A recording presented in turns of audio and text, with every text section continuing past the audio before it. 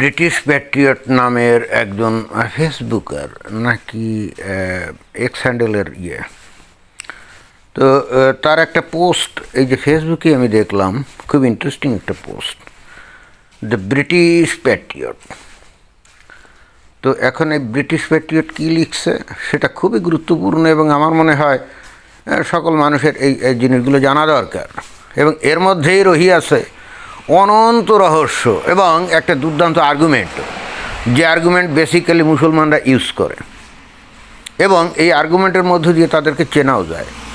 তো কী এর সেই বক্তব্যটা? আর্গুমেন্টটা হলো এরকম, মুসলমানরা দেখবেন বলবে যখন ওই যে কোনো আত্মঘাতী হামলা মুসলমানরা করে, টেরোরিস্ট অ্যাটাক কোনো জায়গায় করে, তখন তো একটা মানে ব্যাপক আলোড়ন তৈরি হয়, তাই না? এবং তখন দেখবেন যে কিছু লোকজন এসে বলা শুরু করে, এবং সেই বক্তব্যগুলো এখানে এই যে ব্রিটিশ প্যাট্রিয়ট লিখছে। তো কী বলা শুরু করে? Not all Muslims R terrorist, সব মুসলমানরা টেরোরিস্ট না। Not all Muslims R paedophile, হ্যাঁ এটা আবার কি, মানে শিশুকামী না, সব মুসলমানরা শিশুকামী না। Not all Muslims R rapist, সব মুসলমানরা কি ধর্ষক না, এটা বলে। আসলে কেউ কিন্তু বলে না যে সব মুসলমান আসলে রেপিস্ট অথবা টেরোরিস্ট অথবা পেডোফাইল না, এগুলো বলে না। এবং মুসলমানরা বেসিক্যালি এই আর্গুমেন্টগুলো দেয় যখন নাকি এই মুসলমানদেরকে কোনো টেরোরিস্ট অ্যাটাক অথবা কোনো পেডোফাইল কেস অথবা কোনো রেপ কেসে ধরা খায়, তখন তো স্বাভাবিকভাবে, বিশেষ করে ঘটনাটা ঘটে কোথাও পশ্চিমা দেশে, তো তখন তারা কিন্তু খেপে যায় মুসলমানদের ওপরে, এবং তখন কিছু লোক এসে এই আর্গুমেন্টগুলো শো করে। তো এইখানে দ্য ব্রিটিশ প্যাট্রিয়ট কী বলছে? That's what we are constantly told, মানে এটাই আমরা শুনে আসছি যে আমাদেরকে বলা হচ্ছে, এইটা ক্রমাগতভাবে বলা হচ্ছে আমাদেরকে। সো হেয়ার সিম্পল কোশ্চেন, একটা অত্যন্ত সহজ একটা কোশ্চেন, সেটা কি? Where are the good Muslims publicly and consistently calling out the bad ones? তো সেই মুসলমানগুলো, ভালো মুসলমানগুলো কোথায়, যারা নাকি ধর্মের নামে, ইসলামের নামে টেররিস্ট অ্যাটাক করে, বা অমুসলিম নারীদেরকে গনিমতের মাল হিসেবে ধর্ষণ করে, বা ছোট ছোট মেয়েদেরকে ধর্ষণ করে? তো এদের এগেনস্টে প্রতিবাদ করার ভালো মুসলমানগুলো কোথায়? তাদের তো কোনো ভয়েস পাওয়া যায় না। একেবারে এক্স্যাক্টলি, তাই না? একেবারে এক্স্যাক্টলি সঠিক কথা। যেমন ধরেন যে ভারতে কিছুদিন আগে যে কাশ্মীরে কতগুলো ডাক্তার টেররিস্ট অ্যাটাক প্লট করার জন্য ধরা পড়লো না, একটা গাড়ি বোমার বিস্ফোরণ ঘটলো, পরে ওইটাকে তদন্ত করতে গিয়ে অনেকগুলো ডাক্তার দেখা গেল যে ওই ঘটনার সাথে জড়িত। আপনারা কি বিস্ময়ের সঙ্গে খেয়াল করে দেখছেন? কোনো মুসলিম সংগঠন এটার কিন্তু কোনো প্রতিবাদ করে না, এবং এসে বলে নাই যে ওরা আসলে খারাপ, ওরা একটা খারাপ কাজ করতেছিল এবং মুসলমানদের জন্য খারাপ কাজ করতেছিল, ওরা যেটা করতেছিল এটা ইসলাম না। ভারতে আপনি নট এ সিঙ্গেল ওয়ান। তবে ওই ধরনের কথা সে বলতো কখন জানেন? যদি হিন্দুরা দলবদ্ধ হয়ে মিছিল করে, মিটিং করে, প্রতিবাদ করে যদি মুসলমানদের ওপরে দোষটা আরোপ করতো না, যে মুসলমান মাত্রই সন্ত্রাসী, মুসলমান মাত্রই পেডোফাইল, মুসলমান মাত্রই ধর্ষক, এরকম বলা শুরু যদি করতো, তাহলে কিন্তু কিছু লোক এসে, দুই একজন লোক এসে এই কথাগুলো বলতো। কিন্তু যেহেতু কেউ কোনো কিছুই বলে নাই, সেহেতু ওরাও কিন্তু চুপ করেছিল। তো এই যে মৌনতা, এই যে চুপ করে থাকে, এটা আসলে কিসের লক্ষণ? এখন কথা হচ্ছে যে ভারতের ওই কাশ্মীরি যে মুসলিমগুলো এই কাজগুলো যে করতে যাচ্ছিল, এইটা কি তাদের কি ভারতীয়দের প্রতি কোনো ব্যক্তিগত কোনো আক্রোশের কারণে করতে যাচ্ছিল না, এটা তারা করতে যাচ্ছিল আইডিওলজিক্যালি ডক্ট্রিনেটেড হয়ে, তাই না? অর্থাৎ তাদের মাথার মধ্যে ইসলাম এবং ইসলামী আদর্শ অনুযায়ী সমস্ত অমুসলিম তাদের শত্রু। ভারতে তারা ইসলামিক শাসন কায়েম করবে, আর at least they wanna separate Kashmir from India, and either they wanna join Pakistan or wanna establish an independent Kashmir, এবং ইসলামিক স্টেট সেখানে কায়েম করবে, এটাই তো। তো ওই জন্যই তো তারা এই কাজগুলো করতে চাচ্ছিল। এখন তারা ভারতের সাথে থাকতে চায় না কেন? ভারত এই যে 370 ধারা রদ দেওয়ার পরে এখানে তো ব্যাপক উন্নতি করছে বিভিন্নভাবে। আমি যেটা দেখি, এবং তাদের এই উন্নতির ধারা দেখে ওই যে পাকিস্তান অধ্যুষিত যে কাশ্মীর, সেখানের মানুষরা আকৃষ্ট হয়ে কিছু লোক ভারতের সাথে যোগ দিবে বলে মিছিল মিটিংও করে।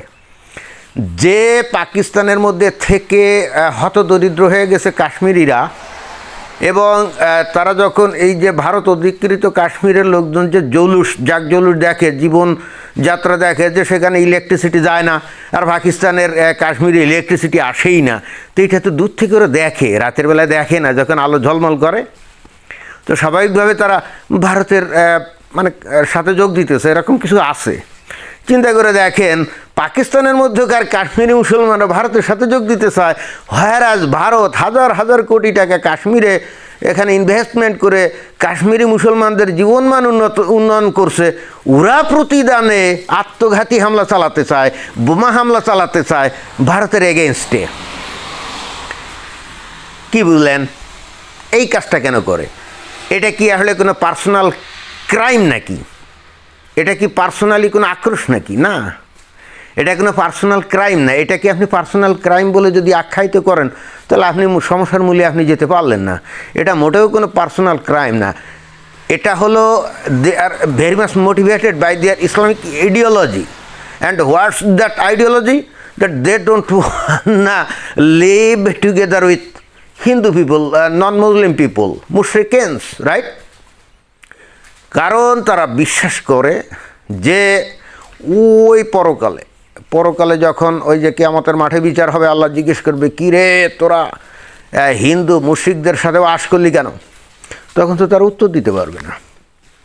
অর্থাৎ, এবং একই সঙ্গে আপনারা খেয়াল করবেন যে যখন এগুলো ধরা হলো, কাশ্মীরের কোনো লোক এদের এগেনস্টে কিন্তু কোনো প্রতিবাদ করেনি, বলে নাই যে ওরা যেটা করছে এটা খারাপ, ইসলাম তো এটা বলে না। দেখবেন সব চুপ। What does it mean? Each and every members of Kashmir, each and every citizen of Kashmir supports them. কিন্তু আপনি যদি তাদের অভিযোগ করেন, তোরা তো সবাই এদেরকে সাপোর্ট করিস, তোরা সবাই তো টেরোরিস্ট, তখন এসে বলবে, দেখবেন লম্বা গলায় বলবে, হ্যাঁ কিছু লোক ওই কাজ করছে বলে তো আমরা এটা নাকি। আরে ভাই, তোমার আইডিওলজির মধ্যেই তো এটা আছে। নবীর নির্দেশ কি? যতক্ষণ পর্যন্ত অমুসলিমরা ইসলাম গ্রহণ না করবে, ততক্ষণ পর্যন্ত তাদের বিরুদ্ধে জিহাদ করার জন্য আমি আদিষ্ট হয়েছি। ভাই, এটা একটা আইডিওলজি না, এটা একটা কী বলা যায়, এটা একটা প্রিন্সিপাল না। মুসলমানরা কি এই প্রিন্সিপালে বিশ্বাস করে না, এই আইডিওলজিতে বিশ্বাস করে না? এখন কেউ যদি সাহস করে এই আইডিওলজিতে বিশ্বাস করে এই যে হিন্দুদের বিরুদ্ধে এই সন্ত্রাসী আক্রমণ করে, ভাই এটা তো তার পার্সোনাল ক্রাইম না। এইটাকে আপনি পার্সোনাল ক্রাইম হিসেবে চিহ্নিত করে আপনি শাস্তি দিলে এই ঘটনা তো বন্ধ হবে না, কোনোভাবেই বন্ধ হবে না। সমস্যার মূলে যেতে হবে তো, তাই না? আপনি আইডিওলজিকে ছাড় দিবেন আর একজন ব্যক্তিকে আপনি টেরোরিস্ট বলবেন, এটা হয় না। ও তো টেরোরিস্ট অ্যাটাক করছে, টেরোরিস্ট অ্যাক্টিভিটি করছে তো ব্যক্তিগত ক্ষোভে না, ব্যক্তিগত আক্রোশে না। এই যে ডাক্তাররা ডাক্তারি করে তারা টাকা পয়সা কি কম পাইতো নাকি? তাদের জীবনে কি আমদাল মানে আরামায়েশের কি কোনো কমতি ছিল নাকি? না। তাহলে তারা ওই এক্সপ্লোসিভ জোগাড় করে সন্ত্রাসী কর্মকাণ্ড করার চেষ্টা কেন করতেছিল? তাদের কি খেয়ে দেয়ে কাম আছে নাকি? এবং তাদের তো কোনো অতীত কোনো ক্রিমিনাল রেকর্ডও তো নাই। তারা অতীতে কখনো কোনো আকাম কুকাম করছে না। তো এখন এই যে ব্রিটিশ প্যাট্রিয়ট, সেও একই কথাগুলো বলল, এবং পশ্চিমের দেশগুলো এইগুলো দেখতে দেখতে এখন ত্যক্ত বিরক্ত। দীর্ঘদিন ধরে এরা পলিটিক্যাল কারেক্টনেস দ্বারা এতটা আবেশিত হয়েছিল যে কথাগুলো তারা বলতো না। আমার এখনও মনে আছে, আজকে থেকে 10-11 বছর আগে একজন ব্রিটিশের সাথে আমি কথাগুলো বলতেছিলাম যে তোমরা যে এরা যে সন্ত্রাসী কর্মকাণ্ড করে, এগুলো তো পার্সোনাল কারণে করে না, এটা তো তার আইডিওলজি দিয়ে করে। আমার বলে আর তুমি রেসিস্ট। চিন্তা করে দেখছেন, মানে এত ইডিয়ট ছিল এরা।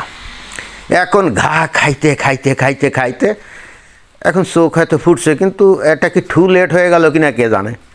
যাই হোক, তবুও তো অন্তত চোখ ফুটছে, তাই না? কিন্তু মুশকিলটা হচ্ছে ভারতের লোকজনের চোখ ফুটছে না।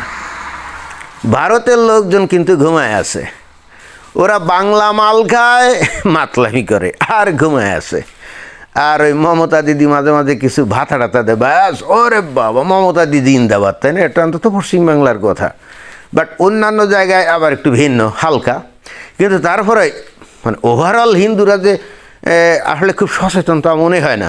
এবং এই জন্যই বস্তুত ভারত আমার মনে হয় না যে কোনো দিন আসলে একটা পরাশক্তি হিসেবে তারা মানে উঠে দাঁড়াবে। আমার তা মনে হয় না, সেই চরিত্র ভারতের লোকদের নাই।